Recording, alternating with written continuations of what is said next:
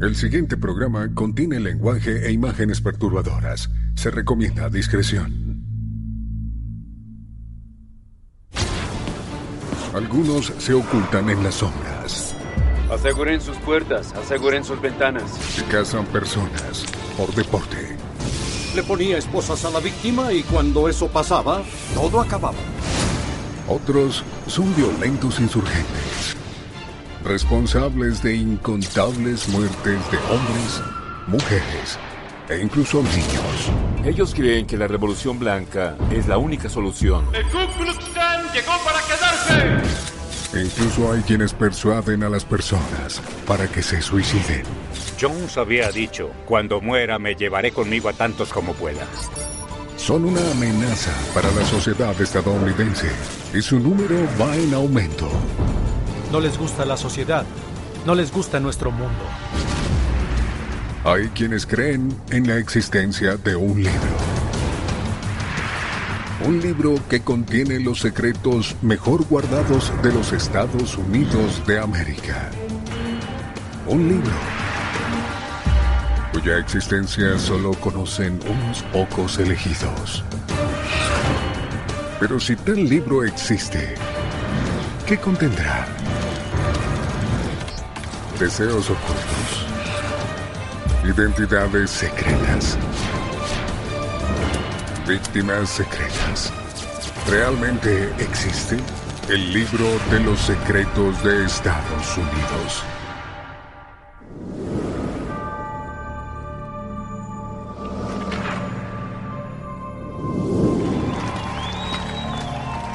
Yo, Barack Hussein Obama, juro solemnemente. El martes 20 de enero de 2009, el recién elegido presidente Barack Obama se juramentó como el 44º presidente de la nación. Preservar, proteger y defender la Constitución de Estados Unidos. Con la ayuda de Dios. Con la ayuda de Dios. Felicitaciones, señor Muchas presidente. gracias. Fue el primer ciudadano afroamericano en la historia en ocupar el cargo más alto de la nación. Una multitud récord de casi 2 millones de personas llenó el National Mall para presenciar el evento. Decenas de millones más lo vieron por la televisión en todo el mundo. El día de su investidura, el presidente disfrutó de un índice de aprobación estimado de casi el 70%. Pero en el país hubo quienes no compartían tal entusiasmo. Aquellos para quienes la elección de una persona de otra raza, particularmente de un hombre negro, era motivo de indignación. Y allí, dentro de esa categoría, había un número pequeño, pero insidioso y creciente de hombres y mujeres que estaban decididos a usar la presidencia de Obama para infundir miedo y odio. El Ku Klux Klan. La elección de Barack Obama en noviembre de 2008 fue un golpe para los supremacistas blancos de todo tipo, incluidos los miembros del Ku Klux Klan. Lo que temieron durante años finalmente había sucedido. Un afroamericano había alcanzado la posición más importante en Estados Unidos. Les preocupa que el Estados Unidos blanco, la cultura blanca y nuestra nación dejen de existir. ¡Son una amenaza! Y que las tradiciones que hicieron grande a este país sean dejadas a un lado a medida que nos convertimos en una sociedad mestiza socialista. ¡El poder blanco! ¡El poder blanco! ¡El poder blanco! Ellos creen que la Revolución Blanca es la única solución, una revolución blanca a gran escala donde simplemente tomas las armas y matas a todos hasta obtener lo que quieres. Pero ¿qué tan grande, poderoso y peligroso es el Ku Klux Klan? ¿Y podría un país que se ha vuelto socialmente más diverso y progresista seguir siendo vulnerable al mensaje de odio racial de la organización? ¡Pronúnciate! ¡Únete al clan! ¡Vivan los blancos! Actualmente hay muchas más organizaciones del Klan que nunca. El Centro Legal para la Pobreza Sureña estima que hay entre 5.000 y 8.000 miembros del Klan en el país, pero dichos miembros están dispersos geográficamente. Sorprendentemente, en una era de creciente terrorismo global y nacional, el Ku Klux Klan no es ilegal. aunque oficialmente el gobierno de Estados Unidos lo considera una organización racista. Y aunque es objetable para la mayoría de los estadounidenses, bajo la primera enmienda, su filosofía de intolerancia racial está protegida como libertad de expresión. Queremos que esa gente deplorable regrese a México y que salga de nuestro país. Según nuestra Constitución, la primera enmienda dice que si alguien quiere expresarse, ningún grupo podrá ser discriminado solo porque su mensaje es ofensivo. Pero ¿por qué el gobierno de Estados Unidos no ha logrado acabar con las actividades clandestinas del Ku Klux Klan? Y aunque su membresía actual es relativamente pequeña, ¿quién se vería incitado a unirse a sus filas? Siempre hay seguridad y empoderamiento numérico. Y al estar solo, quieres identificarte con personas que sienten lo mismo que tú. Y tan pronto como encuentras ese grupo, sientes que estás en casa porque hablan tu mismo idioma. Como miles de jóvenes antes que él, Johnny Lee Clary de Baton Rouge, Luisiana, se unió al Klan en un momento de vulnerabilidad. A la edad de 14 años presenció el suicidio de su padre y luego su madre alcohólica lo abandonó. Hay un gran racismo en el país, pero creo que es una discriminación racial contra los blancos. A eso le llamamos discriminación positiva. Después de ver un programa de televisión con David Duke, el gran mago del Ku Klux Klan, Clary sintió una conexión y un llamado. David Duke trató de usar imágenes menos violentas, pero muy divisorias. Él llegó a usar palabras sutiles como drogas, crimen o discriminación positiva, palabras que resonaron en muchas comunidades de la clase media del sur, pero que no eran explícitamente racistas, como la verborrea que usaba en años anteriores. Durante un tiempo, Duke fue considerado el nuevo y aterrador rostro de la supremacía blanca, un potencial presidente de Estados Unidos. Johnny Lee Clary escribió una carta de admiración al apuesto y carismático líder, y lo que obtuvo a cambio fue la visita de un miembro del Klan, ansioso por reclutarlo. Dijo, tuviste una vida horrible. Ningún niño debería pasar por lo que tú has pasado. Pero hoy tengo buenas noticias para ti, me dijo. La expresión Ku Klux Klan proviene de la palabra griega Kuklos, que significa círculo, y Klan, que proviene de Escocia, que significa familia. Representamos el círculo familiar. Luego dijo, lo que necesitas es una familia. Si te unes a nosotros, seríamos tu familia. Pudo haber sido cualquier culto que apareció y comenzó a fidelizarme, pero era el Ku Klux Klan. En lo que respecta al Klan, Clary era una presa fácil. Comenzaron un intenso e implacable programa de adoctrinamiento, usando cintas de audio y otras herramientas de propaganda muy eficaces. Empezaron a enseñarme a odiar a los judíos. Ni siquiera sabía que era un judío y empezaron a decirme que los judíos eran malvados y que estaban detrás de todo. Me inculcaron esas cosas en la mente. También le enseñaron a Clary los códigos secretos del Klan y sus elaborados métodos de comunicación. El apretón de manos secretos del Klan, por ejemplo, cuando conoces a otro miembro, le giras la mano de esta manera y él te gira la mano de esta forma. Así fue como se identificaron entre sí durante años. El otro es que tomas estos dos dedos cuando estrechas la mano, presionas los dedos en la muñeca, pones el pulgar en la mano y giras su mano y la otra persona te gira la mano. Es el apretón de manos secreto del Klan. El Klan tiene palabras y frases en código, aparentemente para que un miembro pueda reconocer a otro incluso si no están en un evento del Klan. Por ejemplo, veamos acrónimos como KIGY, que significa Hombre del Klan te saludo, o AYAK, que significa ¿Eres un hombre del Klan?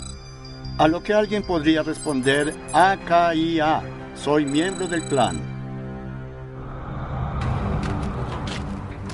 Clary también usó la túnica característica del Klan. Cuando me puse la túnica del Klan por primera vez, wow, esto es genial, quería usarla en todas partes. Porque era joven y estaba exaltado. Durante los siguientes 16 años, John Lee Clary ascendió en las filas del Klan y finalmente se convirtió en el mago imperial de los Caballeros Blancos del Ku Klux Klan en Mississippi, la facción más violenta y temida del Klan en Estados Unidos. Pero la historia de la conversión de un hombre sugiere que el Klan todavía representa una amenaza creíble para los derechos civiles estadounidenses. ¿Y por qué, si su historia de asesinatos y violencia está muy bien documentada, el gobierno de Estados Unidos aún permite que exista la más subversiva de las organizaciones secretas?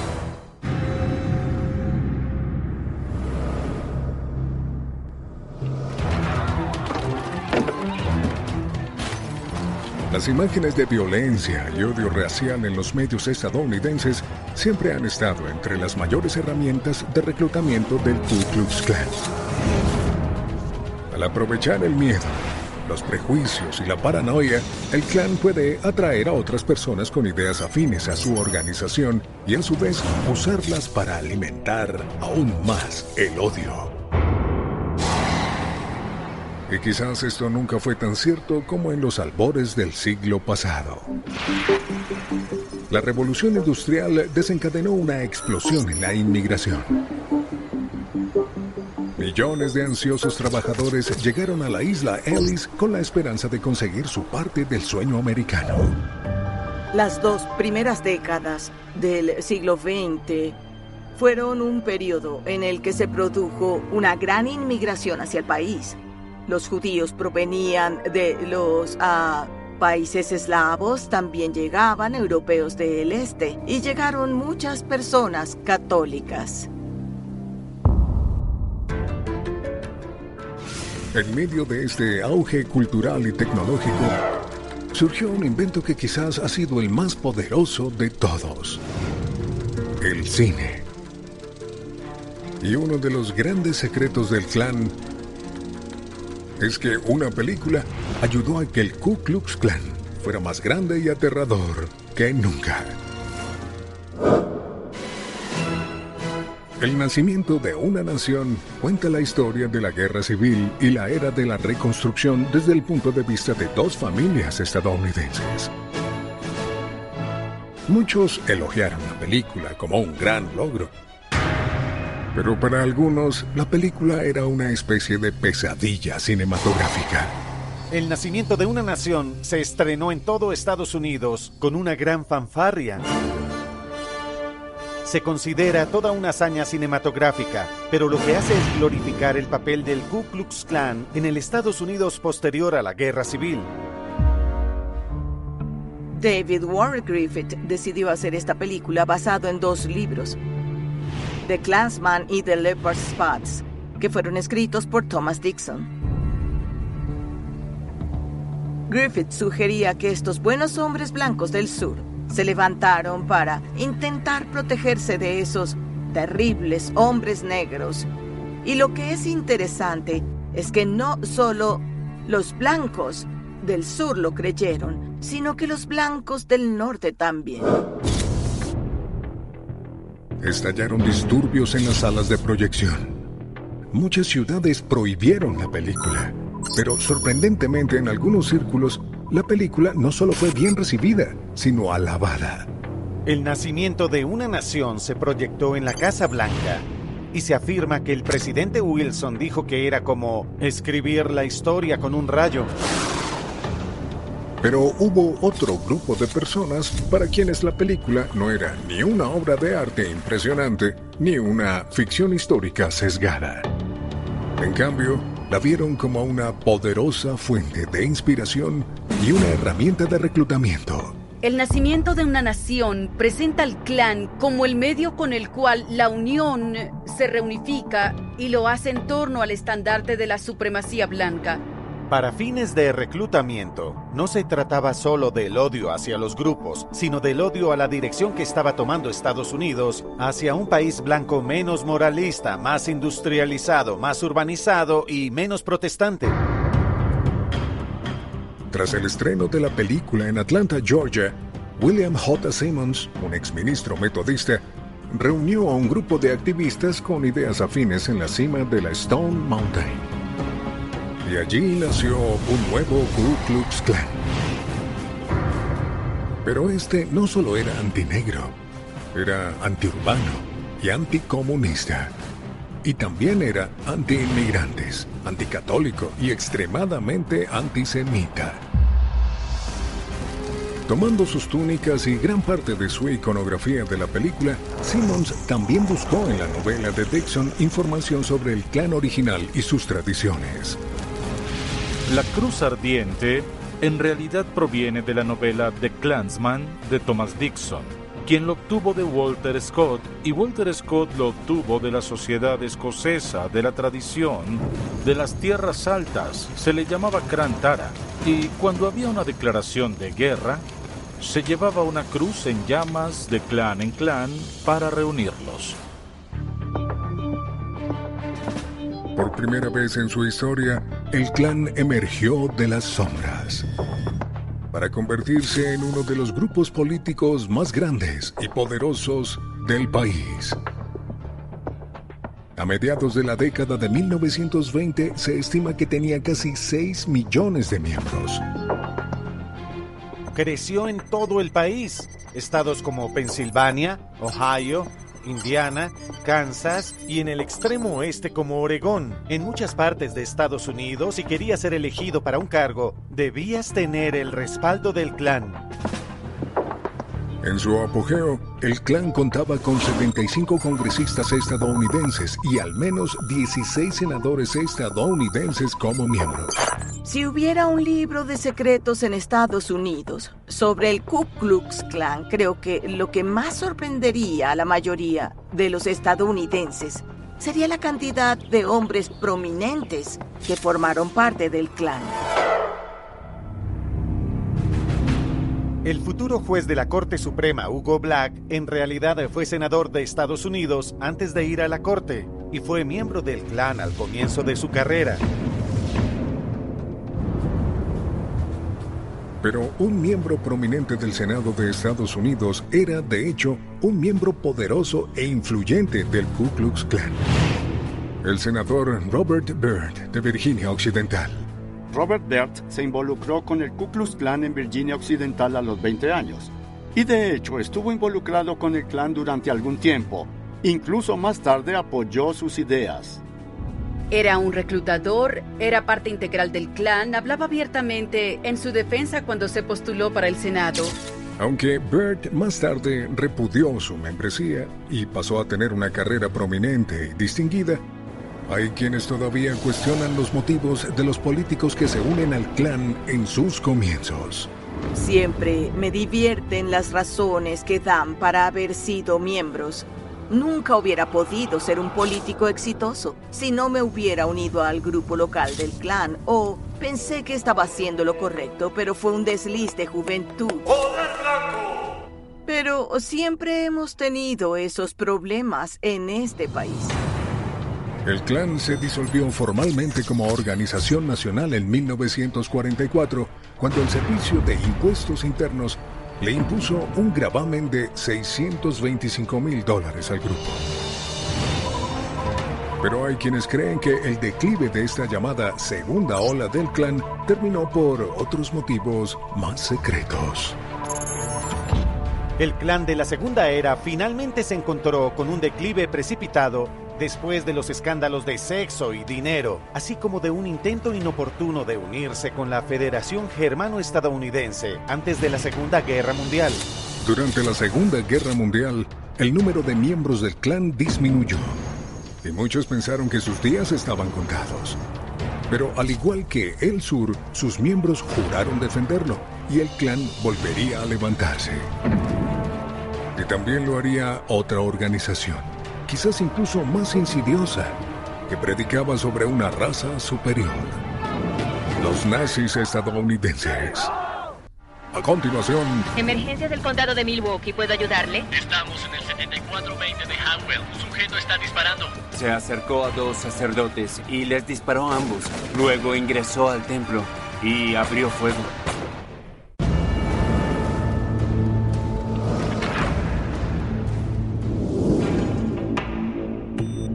Oak Creek, Wisconsin, 5 de agosto de 2012. Poco después de las 10 a.m., un hombre blanco solitario se detiene en el estacionamiento de un templo Sikh al comienzo del servicio dominical. Salió de su camioneta y se acercó a 2 sacerdotes que estaban en el estacionamiento. Y les disparó a ambos. Luego decidió ingresar al templo y abrió fuego. Emergencia del condado de Milwaukee, ¿puedo ayudarle? Hola, estamos en el 7420 de Howell. Un sujeto está disparando a un templo o algo así. ¿Ingresó a un templo? ¿Está en una iglesia con un arma? Sí, puedo oírlo. Le están disparando a las personas. Están disparando aquí. Bien, ¿alguien está herido? Él está disparando. Hola. Más de 2 docenas de fieles corren en busca de refugio en un juego de escondidas mortal, mientras el tirador se mueve metódicamente de una habitación a otra, de víctima en víctima. Los niños entraron y dijeron que alguien disparaba. Les dije, vamos, corramos a la despensa, por aquí. Les dije, vamos, entremos. Entramos como 12 o 13 personas. Y el tirador llegó hasta aquí y comenzó a disparar. Nosotros cerramos esta puerta y nos quedamos aquí. El fundador del templo, Satwant Singh Kalika, se refugió con otros en la trastienda del edificio y llamó a emergencias. Hay un tiroteo en el 7512 de la avenida Howell. Ok, la policía va para allá. Por favor, envíen muchos pronto. Mi padre estaba a salvo en una habitación y decidió abrir la puerta y dejar entrar a otra persona en contra de los demás. Al escuchar la conmoción, el tirador se acercó. Pateó la puerta y abrió fuego contra las personas. Satwant Singh Kalika resultó fatalmente herido mientras intentaba atacar al pistolero con un cuchillo. Cuando el pistolero salió tranquilamente del edificio, se encontró con el teniente Brian Murphy, quien llegaba a la escena. Le disparó al oficial en la garganta y luego procedió a dispararle 14 rondas más a quemarropa. 4562, oigo disparos. Confirmen. El oficial Sam Landa llega momentos después. Vi a un sujeto que caminaba en dirección oeste. Luego me di cuenta de que tenía una pistola en la mano y disparaba. ¡Está disparando! ¡No se acerquen! ¡Está disparando! Y lo enfrenté con disparos y luego el sujeto cayó. Con una herida de bala paralizante en el pecho, el tirador se apuntó con el arma a la cabeza y acabó con su propia vida. En total, murieron 7 personas y 3 quedaron gravemente heridas. Una comunidad entera quedó traumatizada. ¿Pero qué incentivó la masacre? Un tatuaje críptico con el número 14 escrito en el hombro del sospechoso proporcionó una pista clave.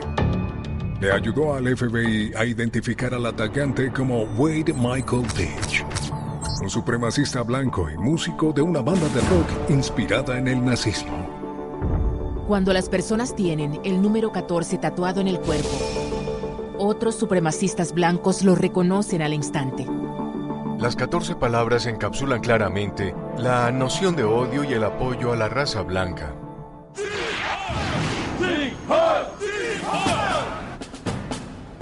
Adolf Hitler dejó el mundo con un manifiesto político muy detallado plasmado en su libro Mi lucha.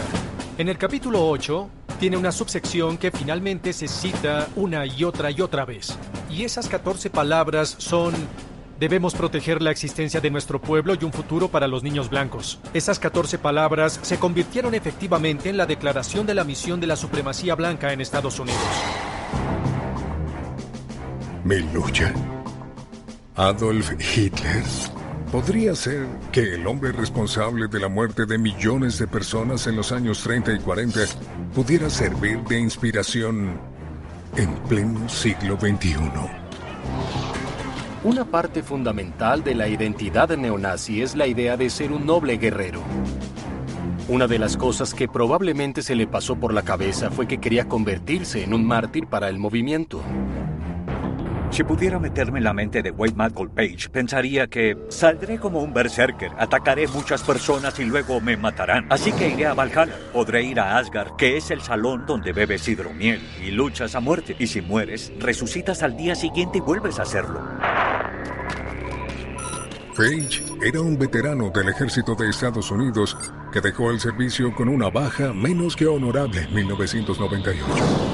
Pasó los siguientes 10 años trabajando en varios lugares, pero cada vez más dedicaba su tiempo a tocar en diferentes bandas de estilo neonazi, bandas de rock nazi. Pero según quienes lo conocieron, Page atribuía muchas de sus experiencias racistas a sus experiencias mientras sirvió en el ejército. Durante el tiempo que pasé con Page, me comentó que se adoctrinó en el neonazismo durante su estadía en el ejército. Me dijo que si no llegas al ejército como racista, seguro saldrás siéndolo. El hecho es que Wade Page entró al ejército y fue asignado a Fort Bragg a finales de 1996. Y ese fue el momento en que se encontró una enorme guarida de neonazis dentro de Fort Bragg. Hubo un enorme escándalo porque 3 de ellos asesinaron a una pareja negra. Fue un momento en el que literalmente había banderas nazis dentro de los cuarteles y repartían literatura neonazi. ¿Neonazis? ¿Arraigados en el ejército de Estados Unidos? ¿Pero cómo? ¿Y por qué? Me uní al cuerpo de los marines de Estados Unidos porque eran los mejores. Quería aprender sus habilidades de combate y al salir del ejército entrenar personas para una eventual guerra contra el gobierno, para que usaran tácticas militares y así destruir al gobierno federal algún día.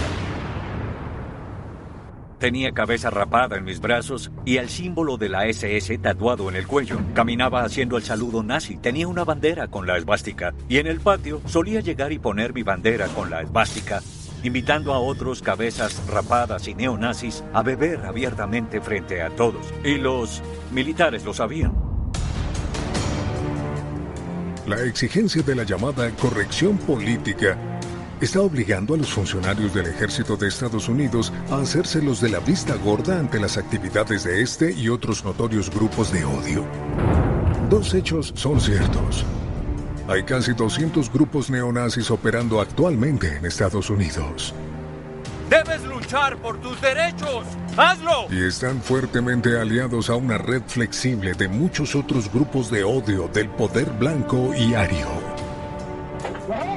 Los miembros del movimiento supremacista blanco y los neonazis son aliados y enemigos. En el movimiento existe un fuerte sentimiento más de unidad, de trabajar juntos, porque todos están en esto por la misma razón, que es apoyar la raza blanca y hacer algo ante el hecho de que ésta está al borde de la extinción. Aunque el gobierno de Estados Unidos monitorea de manera encubierta a los nazis estadounidenses y guarda archivos sobre ellos, sus creencias racistas y sus actividades de reclutamiento no son ilegales. ¡Arde, chico judío, arde! Pero ¿cómo y cuándo se arraigó originalmente la ideología nazi en Estados Unidos? ¿Y qué tan preparados estamos para combatir otro mortal ataque, como el de Wisconsin?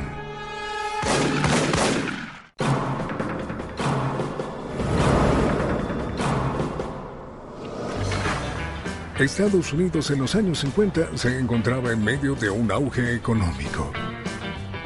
Fue la era de las casas de 2 pisos, la televisión y las camionetas. Y la Segunda Guerra Mundial había quedado en el pasado. Los estadounidenses ahora exudaban confianza y había señales esperanzadoras de que pronto habría oportunidades disponibles para quienes el sueño americano había estado fuera de su alcance. Pero no todo el mundo estaba feliz de aceptar la actitud socialmente progresista que se extendía a las minorías raciales.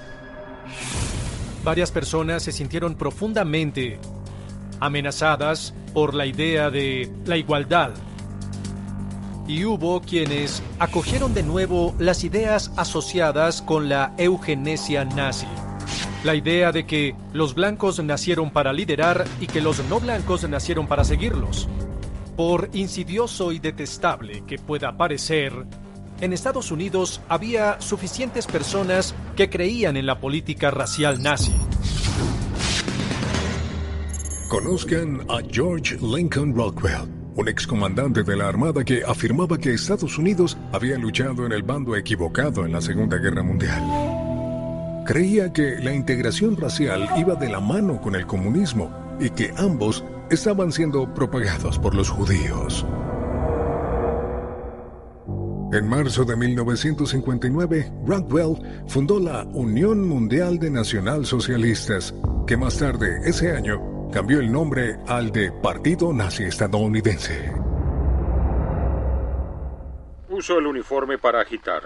Cuando el negro de Martin Luther King lo hace en las calles, entonces yo también. Y el uniforme es muy bueno para esto. Rockwell tomaba a sus soldados nazis de asalto uniformados y marchaba en Washington frente al National Mall. Rockwell hizo mucho para proponer la idea de que el nazismo aún era viable de alguna manera, a pesar del hecho de que millones y millones de hombres estadounidenses habían luchado contra los nazis unos pocos años antes. George Lincoln Rockwell desató una cruzada pública para purificar a Estados Unidos de los no blancos. Terminó el 6 de agosto de 1967, cuando un seguidor descontento le disparó fuera de una lavandería automática en Arlington, Virginia. Pero, aunque Rockwell estaba muerto, su muerte solo sirvió para inspirar y motivar a otros como él. En el movimiento supremacista blanco, George Lincoln Rockwell creó el Partido Nazi Estadounidense, conformado por el Movimiento Nacional Socialista, la Alianza Nacional, la Resistencia Aria Blanca. ¡Estamos más unidos que nunca! Y los cabezas rapadas neonazis. Son parte del mismo engranaje, de la misma maquinaria. Todos quieren un Estados Unidos para blancos. En 1974, la Alianza Nacional fue creada por el Dr. William Luther Pierce, un antiguo y leal colaborador de Rockwell. William Pierce durante un tiempo fue miembro de la facultad en Oregon State University, pero dejó la vida académica para perseguir su verdadera pasión, que era la propaganda neonazi. Pierce pronto sería conocido como el creador secreto de una de las herramientas más peligrosas del arsenal del supremacista blanco. Una herramienta que continúa incitando a la violencia y el asesinato incluso hasta el día de hoy. Los diarios de Turner. Oklahoma City, 19 de abril de 1995. A las 9:02 a.m., una bomba casera escondida dentro de un camión alquilado hizo explotar el edificio federal Alfred P. Murrah.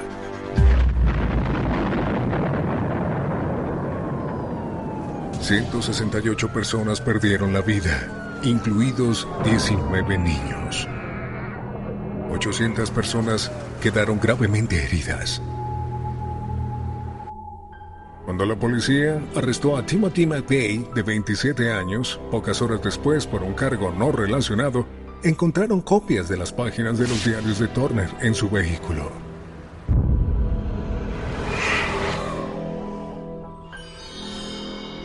Los diarios de Turner han sido llamados la Biblia de la derecha radical en Estados Unidos porque ha sido una inspiración importantísima para asesinatos en masa. Los diarios de Turner están escritos desde un futuro lejano, mirando en retrospectiva el momento en que un grupo de individuos que tomaron la ley en sus manos aseguraron el futuro de la raza blanca en Estados Unidos. Rememorando mi lucha, de Adolf Hitler, es un mensaje que dice que la gente blanca debe volverse extremadamente agresiva para asegurar el futuro de la nación. Y en ese libro explotan un edificio federal. Timothy McVeigh diseñó la bomba para que estallara en el momento exacto que describen los diarios de Turner. Oklahoma es visto como el primer disparo que se escuchó en todo el mundo desde Concord y Lexington. Aunque no se sabía que fuera miembro de la Alianza Nacional de William Pierce, McVeigh simpatizaba con gran parte de su virulenta retórica antigubernamental. Resulta claro que al menos tenía algunas ideas afines con el movimiento neonazi. El libro aún está disponible y la gente aún lo sigue leyendo. Podría haber otro Timothy McVeigh en el ejército ahora que acaba de aprender cómo hacer explosivos, y todo eso se debe a lo que hizo el Dr. Pierce. El partido nazi sigue siendo una presencia muy real en Estados Unidos. Pero hay otro grupo de criminales violentos en aumento que son aún más peligrosos. Porque no matan por una causa. Matan por diversión. A continuación... Este era su secreto. Nadie más conocía su identidad. Le gustaba torturar psicológica y físicamente a las víctimas, a veces diciéndoles podría matarte o tal vez no.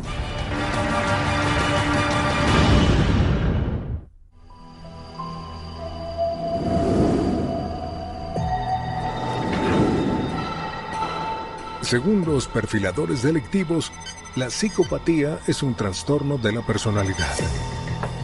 Quienes se ven afectados muestran un encanto superficial, mucha frialdad y una total falta de remordimiento. ¿Pero todos los psicópatas son asesinos en serie? Los psicópatas sienten poder y control al estar a cargo de la vida de otra persona.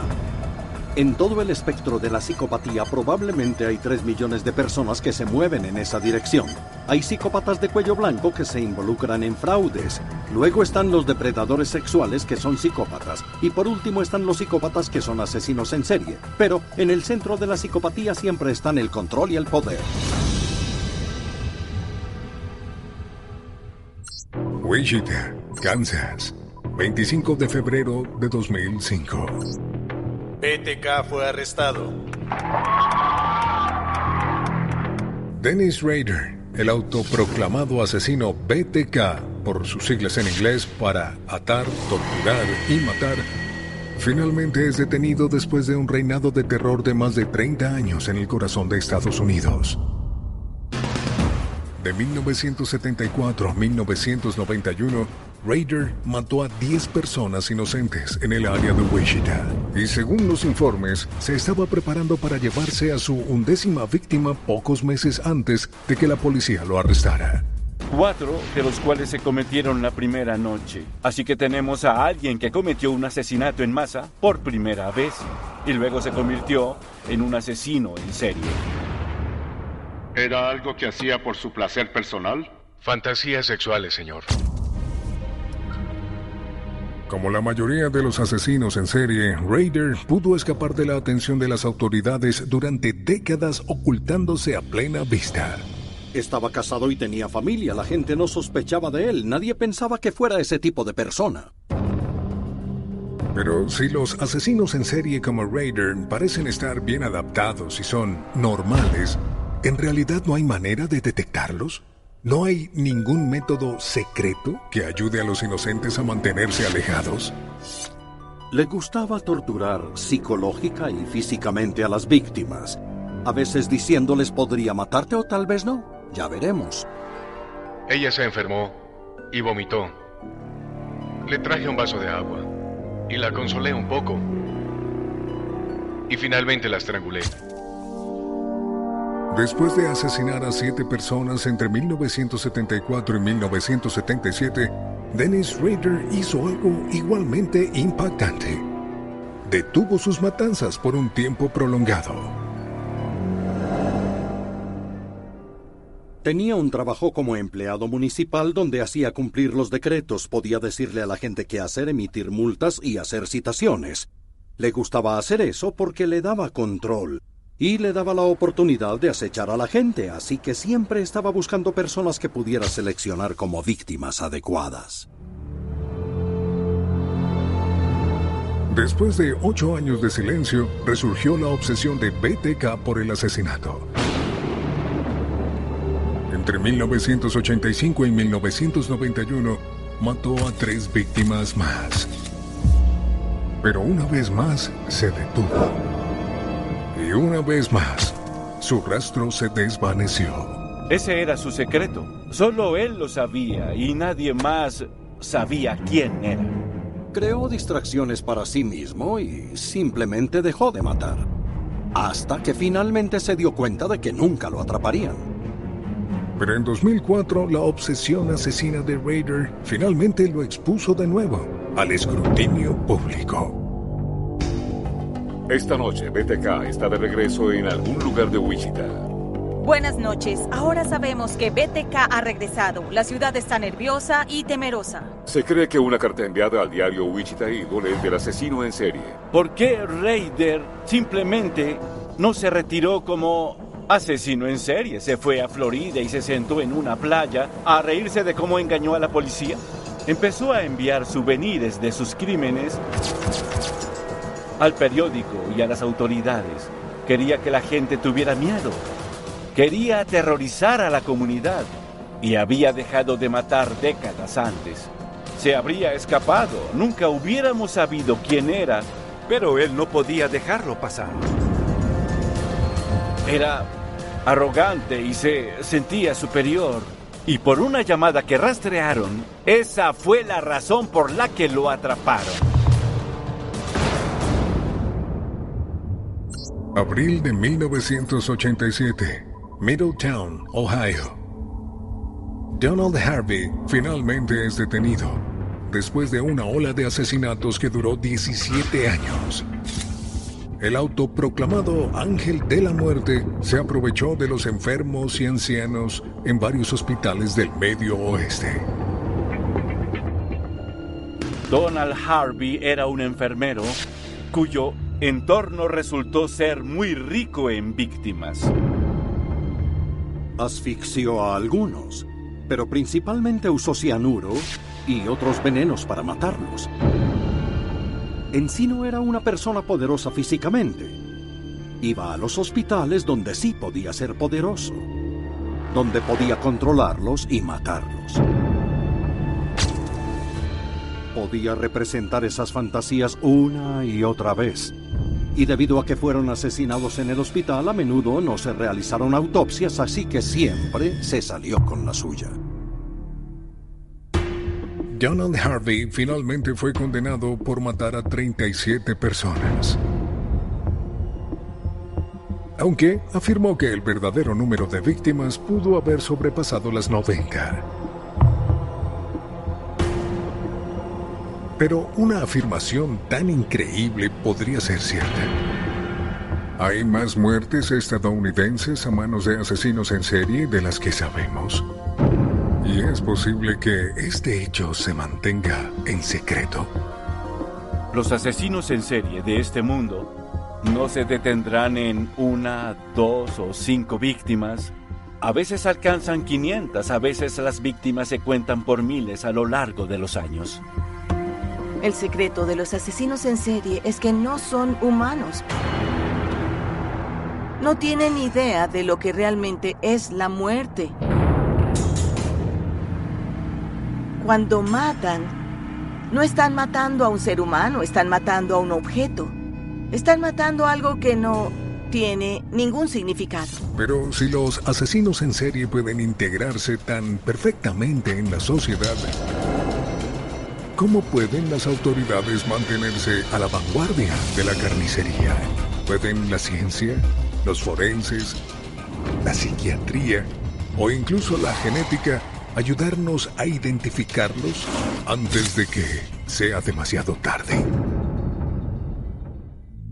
El siguiente programa contiene lenguaje e imágenes perturbadoras. Se recomienda discreción.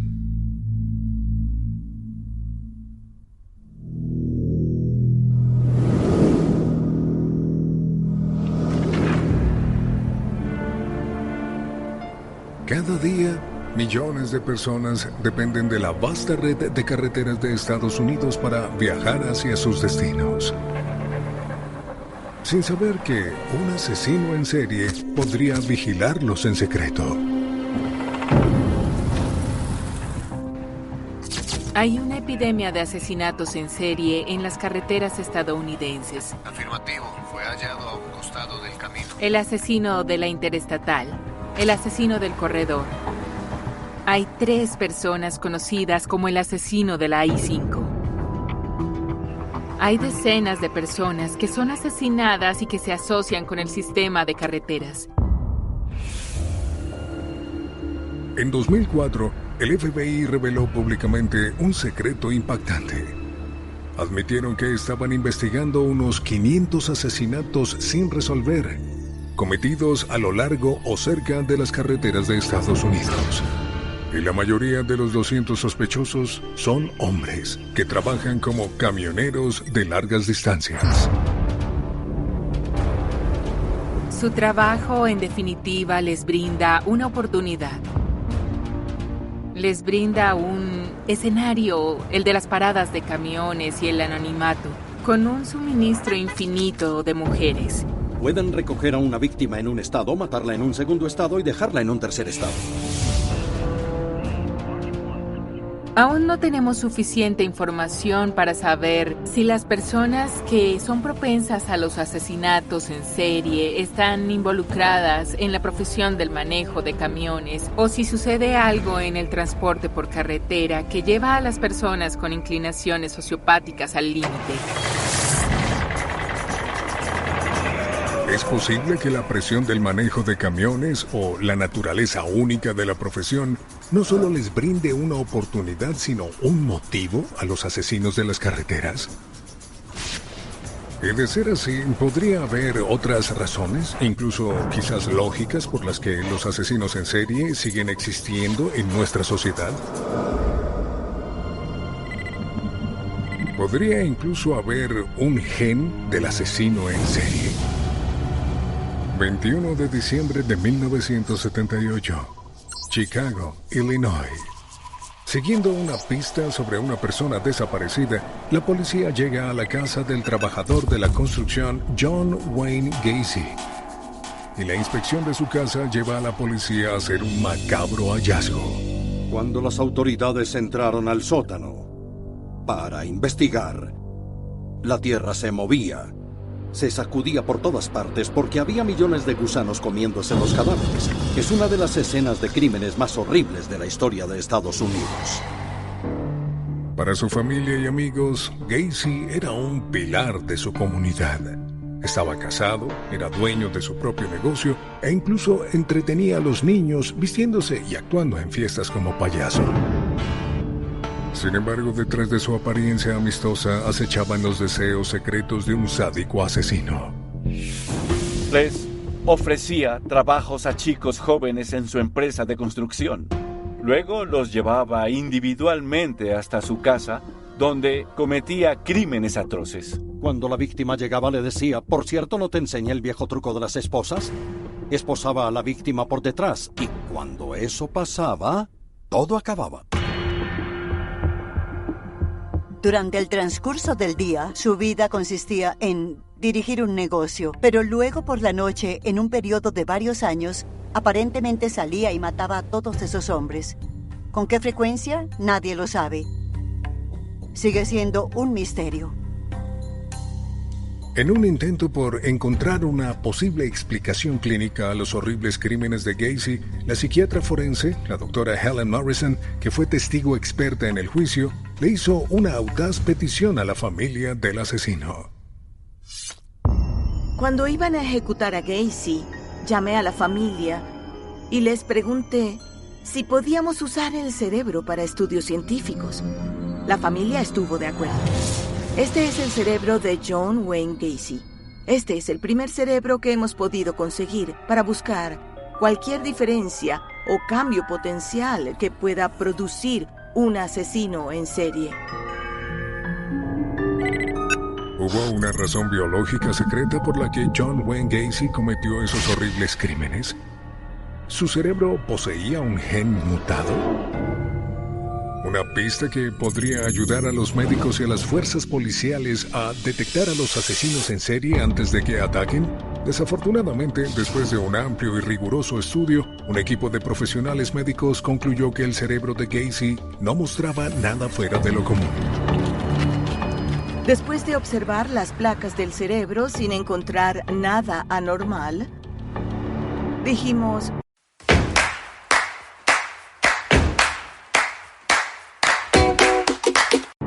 bien, Es el cerebro muerto. Ahora necesitamos estudiar el cerebro vivo de un asesino en serie. En la Universidad de California, en Irvine, el neurocientífico Dr. James Fallon estudia los escáneres cerebrales de asesinos convictos. Observé y vi por primera vez que había un patrón recurrente en todos estos asesinos. El patrón es la pérdida de actividad en una parte del cerebro llamada sistema límbico. Es el área que regula no solo los impulsos, sino también el razonamiento moral y ético. ¿Pero qué causa este patrón inusual? ¿Podría ser el estrés ambiental? ¿Genes anormales? ¿O una combinación mortal de ambos factores? No tenemos idea de lo que podría ser un gen asesino en serie. No estamos ni siquiera cerca. Pero el otro asunto es, si encontramos el gen, ¿qué haríamos con ese niño? ¿Qué haríamos con ese adolescente? No podemos encarcelar a nadie por cosas que tal vez podría hacer. Eso plantea todo un dilema ético. La ciencia finalmente es incapaz de identificar un gen del asesino en serie. Y de ser así, ¿podría haber legiones secretas de otros asesinos en serie capaces de atacar en cualquier momento? ¿Sin razón? ¿Sin advertencia? ¿Y sin ninguna posibilidad de ser detenidos? Quizás una amenaza aún más preocupante para la sociedad son aquellos individuos quienes no solo tienen impulsos asesinos, sino también la capacidad de reclutar a otros para que cumplan sus órdenes. A continuación, Jim Jones era un líder brutal y había rumores sobre abuso de drogas. Lo que sucedió fue un asesinato. Vi personas que fueron inyectadas en los brazos, en las piernas, en el cuello.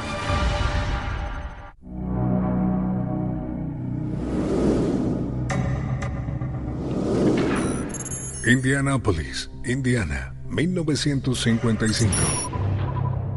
El autoproclamado lector de mentes, sanador y predicador Jim Jones fundó su propia iglesia, el Templo del Pueblo.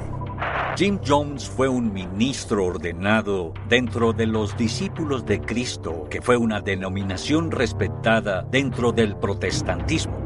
Así que la iglesia, Jim Jones y todo lo demás parecía muy bien al comienzo.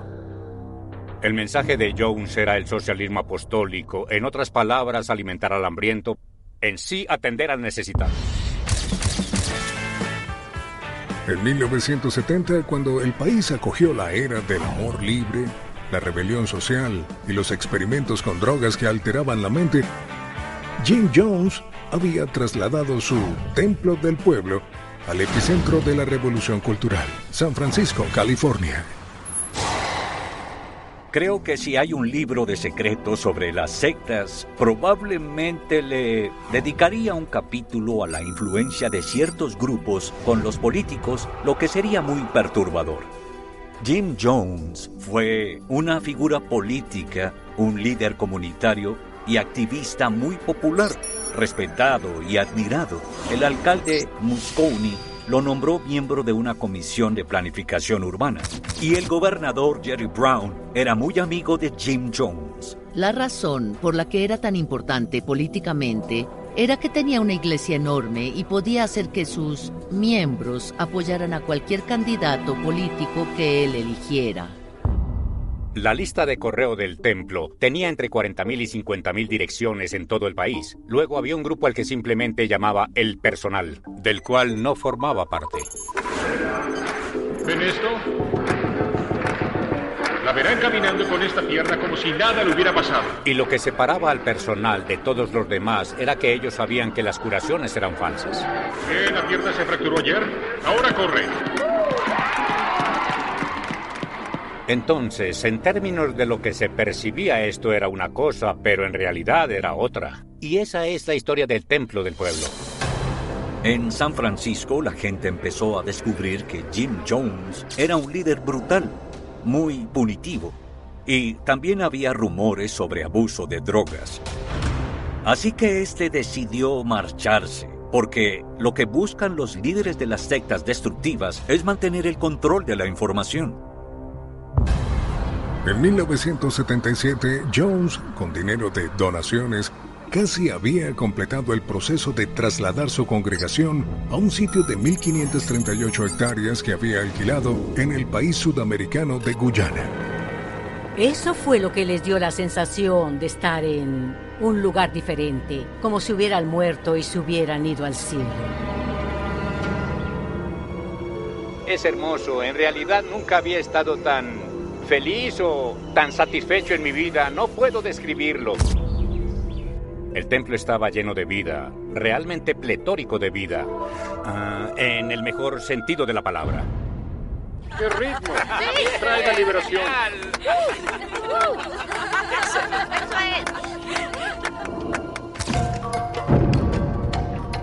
En Guyana, Jim Jones creía que había construido una utopía socialista, lejos de las miradas indiscretas de las autoridades federales que durante mucho tiempo habían sospechado que Jones extorsionaba a sus feligreses y finalmente los esclavizaba. Lo que Jones estaba haciendo hacia el final del culto era reunir a las personas del complejo y decirles que las fuerzas del mundo exterior se cernían sobre ellos y que todos iban a morir. Eso aterrorizó a la gente y también consolidó su poder. Muchas de estas personas recibían asistencia o seguridad social y Jones estaba acumulando todos sus cheques porque cuando las personas llegaban les quitaban los pasaportes, no podían irse y no tenían acceso a su dinero. Lo peor de Jonestown era Jim Jones, las reuniones y los discursos constantes. Las personas no podían salir de allí. Si llegabas a Jonestown y no te gustaba, era como estar en una prisión. En noviembre de 1978, tras los informes de que los miembros del templo estaban detenidos contra su voluntad, el congresista estadounidense Leo Ryan de San Francisco voló a Jonestown para investigar. Con él viajaba un pequeño séquito de reporteros y familiares preocupados. El congresista Ryan descubrió a Jones en menos de 24 horas. Solo un genio pudo construir esto, dijo. Pero al mismo tiempo, Jones aquí es la fuerza más destructiva.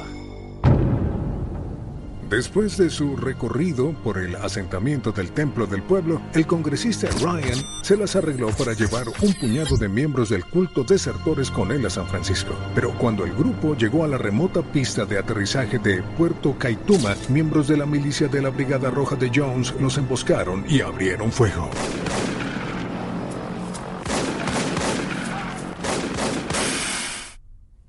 El congresista Ryan y otras 4 personas fueron atacadas y asesinadas. 9 más resultaron heridas. Creo que Ryan fue asesinado porque se metió en medio de una situación muy peligrosa y la agitó aún más.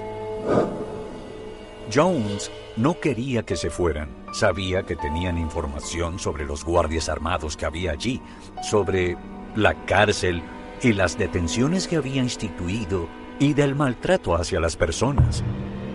En el caos, Jones le ordenó al miembro del templo, Tim Carter, que contrabandeara la inmensa cantidad de efectivo del culto fuera del complejo. Cuando decidí aceptar esa misión, una parte de mí decía que todos iban a morir, pero otra parte me decía que eso no podría suceder. Jones se dio cuenta de que lo había arruinado, que tendría serios problemas, y por eso decidió que era el momento de llevar a cabo lo que llamó suicidio revolucionario, y entonces los reunió a todos. Uno a uno, los miembros del templo fueron llamados a beber una taza de refresco de frutas en polvo mezclada con cianuro.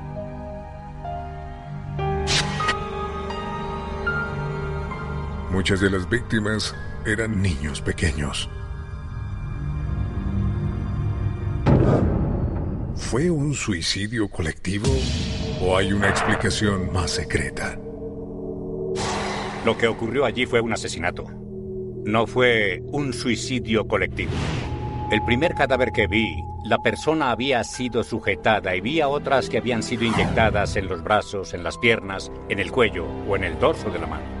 El mismo Jim Jones murió de una herida de bala en la cabeza, posiblemente autoinfligida. Jones había dicho más de una vez, cuando yo muera mi nombre estará en boca de todas las personas del mundo, y cuando perezca me llevaré conmigo a tantos como pueda. En las décadas posteriores a los horribles sucesos de Jonestown, se han propagado muchos rumores y mitos. Algunos citan el uso conocido del LSD de Jim Jones como una indicación de que el templo del pueblo pudo haber sido en realidad parte de un programa encubierto de control mental de la CIA conocido como Proyecto MK Ultra, que supuestamente usó LSD en sus experimentos.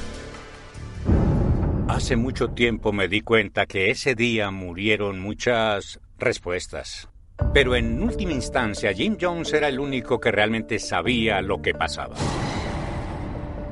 Aunque nunca se ha encontrado ninguna prueba de una conexión entre las operaciones encubiertas de la CIA y Jonestown, un hecho cierto es que murieron 918 personas, todas unidas para creer en las enseñanzas de un falso profeta y su promesa de un paraíso en la tierra.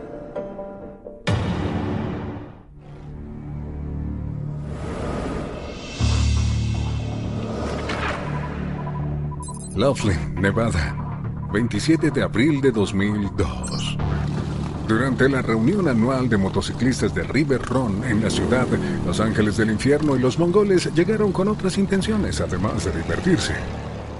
El River Run de Laughlin del año 2002 era una bomba a punto de explotar. Los mongoles se alojaban en un extremo de la calle principal de Laughlin en un hotel llamado Harrah's, y Los Ángeles se alojaban en un hotel llamado Flamingo. Pero había un grupo de Los Ángeles del Infierno, los Frisco Hell Angels, que siempre se alojaban en Harrah's, y algunos mongoles, por diversas razones, comenzaron a acosarlos.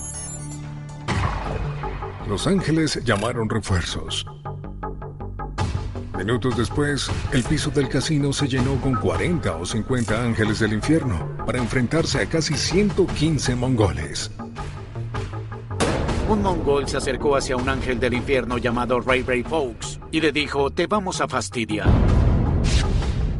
Y él respondió con una patada en el pecho y así empezó todo.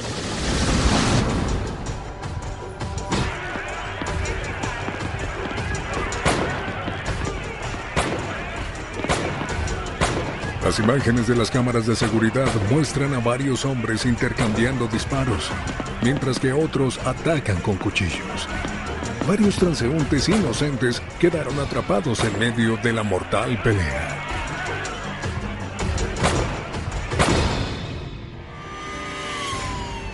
Cuando terminó, 3 hombres yacían muertos. Casi una docena más fueron enviados al hospital. Tras una requisa en el casino, se encontraron 9 pistolas y 65 cuchillos, así como varios martillos y otras herramientas pesadas esparcidas por el piso. El público no puede comprender lo que está sucediendo, solo lo hace cuando ve los efectos. Somos insensibles cuando vemos accidentes automovilísticos o tragedias en las noticias o en los periódicos. Pero los efectos destructivos de los delitos violentos son muy reales. ¿Esta fue otra batalla territorial espontánea? ¿O fue, como sostienen Los Ángeles, un ataque planeado por los mongoles para hacerse un nombre para su club en Nevada? Algunos creen que la verdad es aún más inquietante. La pelea fue instigada por oficiales encubiertos que trabajaban para la Oficina de Alcohol, Tabaco y Armas de Fuego. La ATF sabía bien lo que estaba pasando y el alcance de la agitación causada por la ATF es uno de los muchos secretos. Hubo agentes de la ATF que estuvieron observando la pelea durante más de 1 hora en la sala de vigilancia del hotel.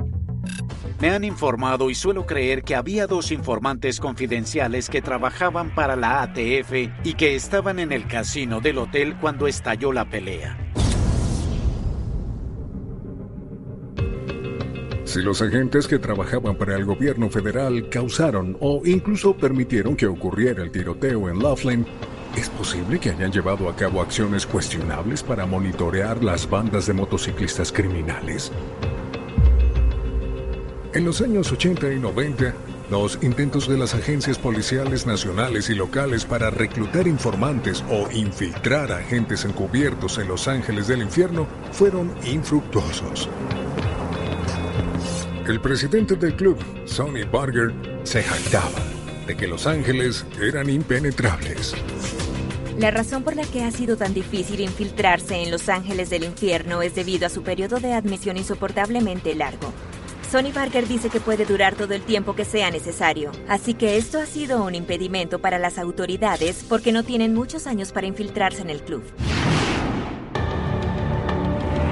Las cosas finalmente comenzaron a cambiar a raíz del tiroteo de Laughlin, cuando la ATF inició la operación Black Biscuit.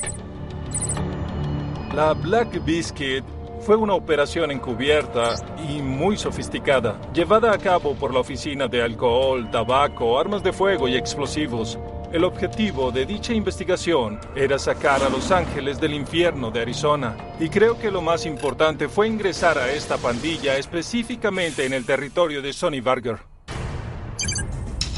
Los oficiales de la ATF seleccionaron como su agente encubierto principal a Jay Dobbins, una ex estrella del fútbol americano universitario y veterano de 15 años con la agencia. Dobbins asume la identidad de Jay Bird, un miembro de los Solo Angels, con la esperanza de ser aceptado en el grupo de Los Ángeles del Infierno. Me hice pasar por una persona violenta, un sicario, alguien que tenía vínculos con el tráfico de armas, que contrabandeaba con narcóticos, que podía manejar los negocios con violencia en nombre del club.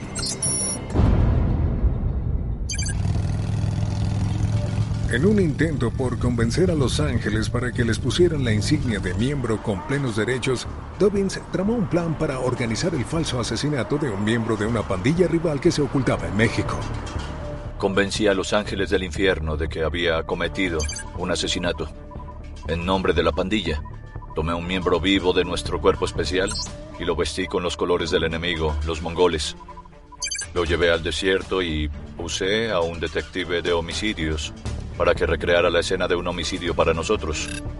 Con sangre, materia gris, con la víctima yaciendo en una tumba superficial, con sus manos y sus pies atados con cinta adhesiva. 2 días después, Dobbins regresó con fotografías de la escena del crimen y el chaleco de cuero del hombre asesinado. Les llevé evidencia física a Los Ángeles del Infierno, como una demostración real de que se había cometido un asesinato. Algo que pudieran ver, que pudieran tocar, que pudieran sentir y que lo asimilaran como real. Después de ingresar al club, Dobbins obtuvo una visión poco común de los planes secretos de Los Ángeles del Infierno. Cuando alguien me dice que Los Ángeles del Infierno son un simple grupo de rufianes, mi respuesta inmediata es: da la vuelta y huye de allí lo más rápido posible. Ese es el secreto, esa es nuestra broma. La verdad es que son un sindicato delictivo, internacional, perverso, violento y despiadado que no se detendrá ante nada para defender su club, para defender el nombre de su club y la membresía dentro del club.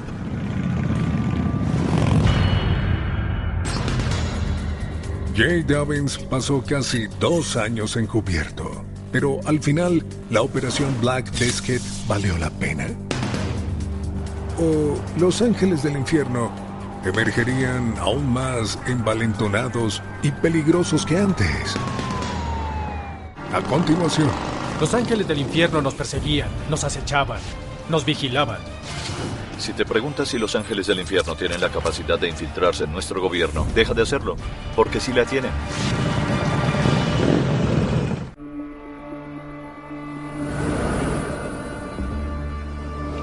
Adelante, Unidad 21. El 8 de julio de 2003, la operación Black Biscuit terminó con acusaciones contra 16 miembros y asociados de Los Ángeles del Infierno, incluidos 3 presidentes de filiales, por delitos de crimen organizado, posesión de armas, drogas y asesinato.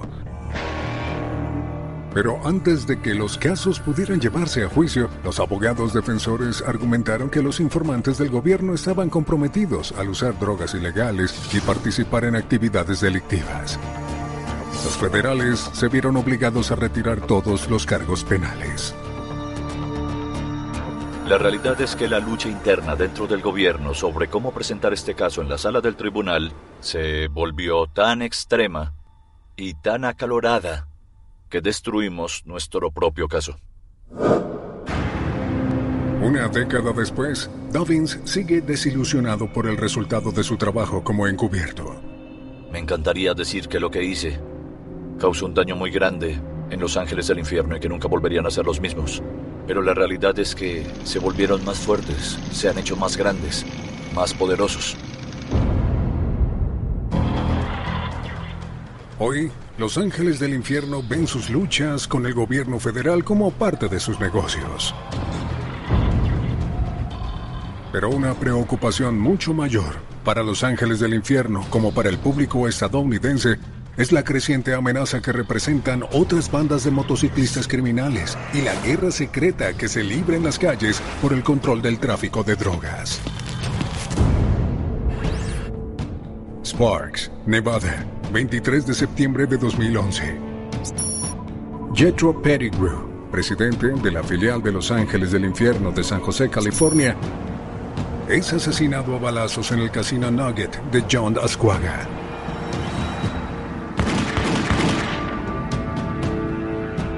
Varios miembros de Los Vagos, un club rival del 1%, están en el ataque. Horas más tarde, en las calles, un vago es asesinado a tiros desde un vehículo. El público corre peligro de estar en el lugar equivocado en el momento equivocado, con organizaciones como las pandillas de motociclistas fuera de la ley, y la mayoría del público lo desconoce. Como sociedad, no podemos permitir que la violencia de pandillas contra pandillas se extienda a áreas donde están nuestras familias, donde están nuestros hijos. Aunque el incidente de Sparks no produjo más derramamiento de sangre, las bandas de motociclistas criminales siguen sumidas en una guerra sin fin. Los más grandes y violentos de estos grupos son llamados los 4 grandes MC, los Outlaws, los bandidos, los Pagans y por supuesto los ángeles del infierno. Son muy territoriales, no solo en la región física donde viven, sino con los tipos de delitos que cometen. No quieren tener que lidiar con otras pandillas y por eso vigilan su territorio y envían mensajes. Y si se requiere el asesinato de un miembro de otro grupo, lo hacen de manera que puedan enviar un mensaje. Cuando tú te unes a una pandilla como Los Ángeles del Infierno, lo haces para tener poder en las calles. El 90% lo haría para intimidar al ciudadano promedio. No les gusta la sociedad, no les gusta nuestro mundo. Charles Falco pasó casi 3 años infiltrado en los Vagos. Y luego pasó otros 5 años infiltrado en los Outlaws. Falco fue testigo de primera mano de los métodos extremos utilizados por los ángeles del infierno para proteger su territorio. Los ángeles del infierno nos acechaban, nos perseguían, nos vigilaban. Son metódicos a la hora de planificar sus represalias. Pueden esperar 1 año y luego colocar una bomba. Pueden hacer una bomba incendiaria o usar francotiradores con potentes rifles. Esas no son cosas que preocupan a los pandilleros normales. El público necesita saber eso, porque son asesinos y verdaderas amenazas para la sociedad. Las bandas de motociclistas tienen diferentes armas de su preferencia. Los Pagans tienen un gran bastón de madera que parece un bate. Los ángeles del infierno tienen el martillo de bola, perfecto porque es legal. Así que la policía no puede impedirte que lo tengas. No es como un martillo de carpintero con el que solo puedes usar un lado para golpear la cabeza de alguien. Puede hacerse con cualquier lado. Si los ángeles del infierno están en el centro de esta guerra clandestina, entonces ¿por qué las autoridades no han podido detenerlos? Mi casa fue quemada hasta los cimientos en 2008. Ofrecieron contratos de asesinato en mi contra. Amenazaron con secuestrar y grabar en video la violación en grupo de mi esposa. Cuando las amenazas cayeron sobre mí, mi propio gobierno y mi propia agencia me abandonaron. Me dijeron que los ángeles del infierno eran demasiado grandes y poderosos y que estaba por mi cuenta. Irónicamente, los ángeles a menudo realizan contravigilancia a la policía en busca de agentes encubiertos o informantes del club. He encontrado muchas fotografías mías, fotografías de mi vehículo policial sin distintivos dentro de las casas de diferentes miembros de estas pandillas. Los ángeles también utilizaron a sus damas y otras amigas del club para infiltrarse dentro de las autoridades. Algunos son operadores en las agencias policiales, por lo que están allí para recopilar información con el mismo propósito que un agente del gobierno usaría a un informante. Es posible que tengan un traidor en las fuerzas policiales. Tienen toda una serie de personas y contactos que hacen cosas para ellos. Entonces, si les preocupa o se preguntan si los ángeles del infierno se han infiltrado en nuestro gobierno o si tienen la capacidad de infiltrarse, no se preocupen, porque sí la tienen. Mientras la policía sigue buscando formas de acabar con el imperio criminal de Los Ángeles, el club sigue creciendo, especialmente en el extranjero. Pero ¿cuán poderosos y peligrosos se están volviendo estas nuevas filiales extranjeras? ¿Se puede hacer algo para controlarlas?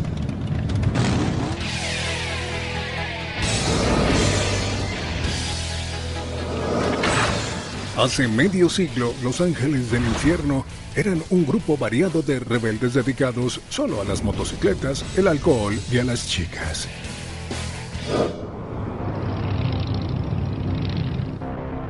Hoy, el club es un imperio global, con más de 100 filiales autorizadas en 25 países de todo el mundo. Las pandillas son exportación. A donde quiera que vayas, puedes llegar a cualquier filial y encontrarás exactamente lo mismo. Las pandillas de motociclistas se han franquiciado para poder controlar el narcotráfico. Su misión es convertirse en la pandilla dominante. Entonces lo hacen absorbiendo otras pandillas para que puedan convertirse en los únicos. A medida que aumenta su riqueza y su poder internacional, también lo hace la violencia. En Canadá, una guerra territorial que involucró a la filial de Quebec de Los Ángeles del Infierno fue testigo del uso no solo de rifles de asalto militares, sino también de bombas y granadas propulsadas por cohetes. Los enfrentamientos han dejado unas 160 personas muertas y muchas más mutiladas o heridas, incluidos transeúntes inocentes. Son el equivalente a los carteles en México. Los ángeles del infierno que se la han ganado llevan una etiqueta en su chaleco que dice Filthy Few. Su explicación para el público es que solo los cerdos están dispuestos a ensuciarse las manos. La verdad es que obtienes la insignia de los Filthy Few de los ángeles del infierno cuando has cometido un asesinato en su nombre. El gobierno de Estados Unidos declaró a los Ángeles del Infierno una banda criminal organizada en 1981 y desde 2012 ha prohibido a los miembros de clubes internacionales ingresar al país. Pero el 16 de agosto de 2012, los Ángeles del Infierno presentaron una demanda contra el Departamento de Seguridad Nacional para que se eliminara oficialmente la etiqueta de criminales. ¿Cómo es posible que esta hermandad de motociclistas, con la reputación de ser anarquistas libres, se haya organizado tan bien como para enfrentarse al gobierno de Estados Unidos en un tribunal de justicia? Los Ángeles del Infierno tienen tanto dinero en este momento que pueden contratar a los mejores abogados y luchar contra cualquier obstáculo que a ellos se les presente. Pero en lo que respecta a su valía, solo te permiten ver lo que ellos quieren que veas. Hay 240 grupos en el club, y cada grupo es una fuerza en sí, así que no hay un fondo central. Una de las cosas que aprendí adentro es que hay reglas, regulaciones y protocolos que van más allá de lo que yo esperaba. Los miembros deben asistir a las reuniones periódicas y pagar las cuotas del club. Incluso una actividad ordinaria como andar por la ciudad está regida por lo que algunos llaman el código de la carretera. En la mayoría de los casos, cuando viajan en manada, los ángeles del infierno suelen tener a su presidente al frente. Junto a él estaría su sargento de armas, porque es el guardaespaldas del presidente de la filial. De esa manera mantiene al presidente al frente y protegido, al igual que lo harían con el presidente de Estados Unidos. Los ángeles del infierno son el modelo de negocio que deberían seguir todas las otras pandillas. Saben muy bien lo que hacen y han tenido mucho éxito en sus empresas hasta ahora. La gente puede mirar y decir, bueno, son una corporación, no deben ser tan malos como dicen. Pero a medida que se vuelven más corporativos, ¿los ángeles del infierno se estarán alejando de su violento pasado? ¿O eso solo les ha ayudado a emprender una campaña de relaciones públicas más eficaz? Su lema es, si hacemos algo lindo, todos lo olvidarán, pero si hacemos algo malo, lo recordarán siempre. Hay miembros pandilleros que se casan, tienen hijos, tienen familias y mantienen a esas familias. Los ángeles del infierno quieren algunas de las mismas cosas que todos queremos, pero están dispuestos a participar en actividades delictivas para obtenerlas. ¿Es posible que el crimen más peligroso de los ángeles del infierno haya sido convencer al público de que son simplemente una banda de motociclistas rebeldes en busca del sueño americano? Las pandillas tienen una imagen para el público y tienen una imagen privada. La imagen pública es lo que les gustaría que la gente creyera que son, unos fanáticos de las motocicletas que se reúnen y financian organizaciones benéficas como Toys for Tots. Pero esta imagen es solo una pantalla para sus actos criminales. Cometer delitos y protegerse mutuamente es su razón de ser. Sin embargo, para la mayoría del público es bastante difícil aceptar que algo pueda ser tan malo. Muchos de estos sujetos no encajan en el estereotipo. Podrías estar parado junto a uno de ellos en una estación de servicio, en una tienda de comestibles o en un cine, y no sabrías que es un ángel del infierno. Como sociedad, como civiles en comunidades donde los ángeles del infierno están presentes, ¿habremos visto la punta del iceberg? Solo una ínfima parte de la punta. Lo que hay debajo es colosal. Los ángeles del infierno viven según el credo de ángeles para siempre, por siempre ángeles. Es un vínculo de por vida y una hermandad forjada en cromo, cuero y sangre. Pero representan una amenaza tan grave para el público como los nazis estadounidenses o los cultos mortales. Una sociedad libre es aquella que no silencia siquiera a aquellos que desean destruirla. Pero Estados Unidos prevalece. Por ahora.